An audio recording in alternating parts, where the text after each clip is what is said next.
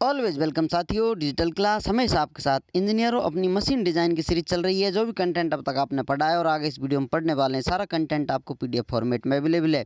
जिस तरह से मैकेनिकल इंजीनियरिंग जनरल नॉलेज की अन्य सीरीज कंप्लीट अवेलेबल हैं। इन नोट्सों का इस्तेमाल आप SSC, RRB, state, JEE, GATE, BTech, AMIE के एग्जामिनेशन के लिए कर सकते हैं। यदि आपको ये हमारा प्रयास अच्छा लगे तो आप हमें लाइक, शेयर एंड सब्सक्राइब कर सपोर्ट कर सकते हैं। आप चाहते हैं आपके लिए नोट्स भी अवेलेबल हम कराएं तो आप हमसे कांटेक्ट कर नोट्स ले सकते हैं, फ़ाइल ले सकते हैं।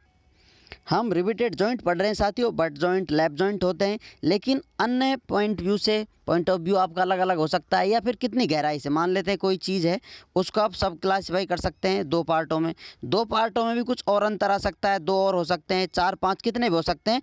और डिटेल में समझने के लिए, बेटर अंडरस्टैंडिंग के लिए उन्हें अलग अलग पार्टों में सब डिवाइड कर सकते हैं, या अलग अलग टाइपों में हम रख सकते हैं। तो उसी बेसिस पर हम यहाँ चलते आ रहे हैं।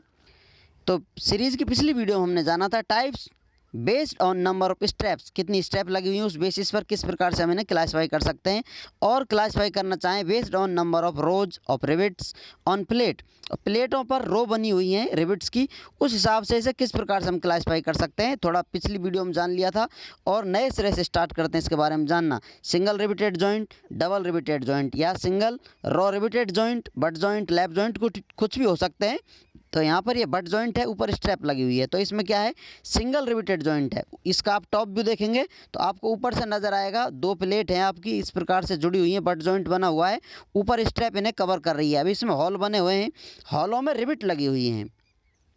अब इस प्लेट को इस प्लेट से कनेक्ट करने के लिए यहाँ पर एक रो बनी हुई है। यहाँ आप देख सकते हैं एक रो बनी हुई है, एक लाइन बनी हुई है, जो क्रम में एक कुछ डिस्टेंस पर, फिक्स डिस्टेंस पर आपको हॉल्स या रिविट लगे हुए नज़र आ रहे हैं। दूसरा, इस स्ट्रैप से ये पट्टी जुड़ी हुई है, इसमें भी रो बनी हुई है।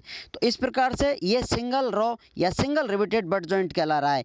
अब हो सकता है ये इस प्रकार से और रो हो, तीन चार रो हो सकती हैं, जितना आपको सामर्थ्य चाहिए, जितनी आपकी रिक्वायरमेंट है, उस हिसाब से आप ये रो और रिविट्स का नंबर घटा बढ़ा सकते हैं। तो यहाँ पर सिंगल रिविटेड बट जॉइंट है, सिंगल रिविटेड लैप जॉइंट, इस प्रकार से एक प्लेट ये है, दूसरी है।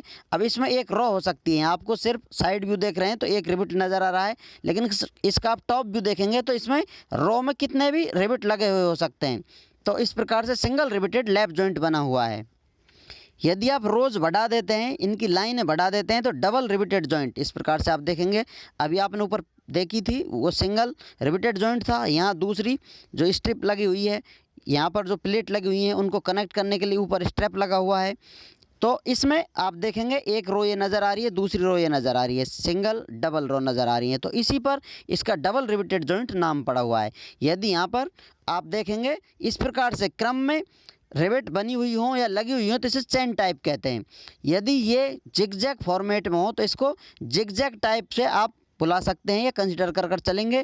ये आप देख रहे हैं एक रोए है, दूसरी रोए है, लेकिन ये बिल्कुल सामने नहीं है, इस प्रकार से चेन टाइप नहीं है, ये ऊपर नीचे है, तो इस प्रकार से जिगजैग फॉर्मेट बना हुआ है।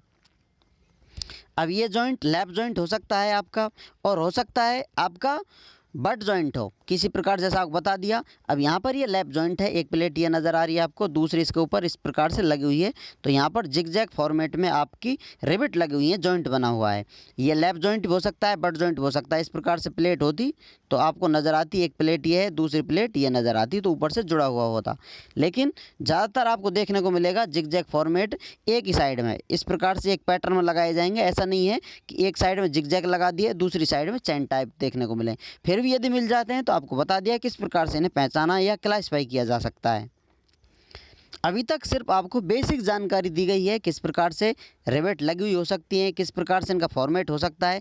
अब इनके बारे में डिटेल में और जानकारी लेंगे, क्या रिलेशन होता है इनमें, कितनी डिस्टेंस को किस नाम से पुकारा जाता है, इंपॉर्टेंट पैरामीटर क्या है, किस प्रकार से मापदंड की जाती है, किस प्रकार से इसे हम डिज़ाइन कर सकते हैं, डिज़ाइनिंग प्रोसेस में क्या क्या चीज़ें इस्तेमाल की जाती हैं, वो आगे आने वाली वीडियोज़ में डिटेल में आपको पता चलेगा। जैसा कि यहाँ देख सकते हैं आप, इंपॉर्टेंट पैरामीटर्स इन प्लेट रिविटेड जॉइंट। यदि आपको जॉइंट बनाने हो, प्लेटों को जोड़ना हो या किसी चद्दर पड़त को जोड़ना हो, जो भी मटेरियल कंपोनेंट है आपके पास, या कोई एलिमेंट है या कोई बॉडी है, जैसी आपकी रिक्वायरमेंट है वहाँ आप वेल्डिंग नहीं कर सकते, वहीं प्रीफर की जाती है वेल्डिंग ना करते हुए भी, या फिर जिन मटेरियल्स की वेल्डिंग आसानी से नहीं की जा सकती वहाँ पर रिवेट लगाकर आप अपना काम बहुत आसान कर सकते हैं, क्योंकि इनको वेल्ड करने के लिए आपको आवश्यकता ही नहीं है। प्लेटों को इस प्रकार से कनेक्ट कर रिवेट लगाकर जोड़कर काम चला सकते हैं।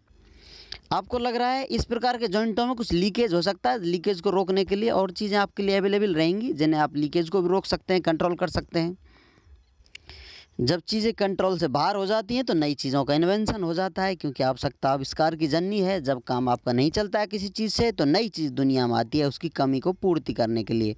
उम्मीद करते हैं विद्वानों वीडियो में दी गई अब तक की जानकारी आपको अच्छे से समझ में आई होगी। अभी भी आपका कोई कन्फ्यूजन है तो आप हमसे कमेंट कर पूछ सकते हैं। साथियों आप चाहें तो कॉन्टैक्ट कर सकते हैं, कॉन्टैक्ट लिंक आपको वीडियो डिस्क्रिप्शन में मिल जाएगा। वीडियो को अंत तक देखने के लिए, चैनल को सपोर्ट करने के लिए आपका दिल की गहराइयों से बहुत बहुत धन्यवाद। मिलते हैं नेक्स्ट वीडियो में। जय हिंद, वंदे मातरम।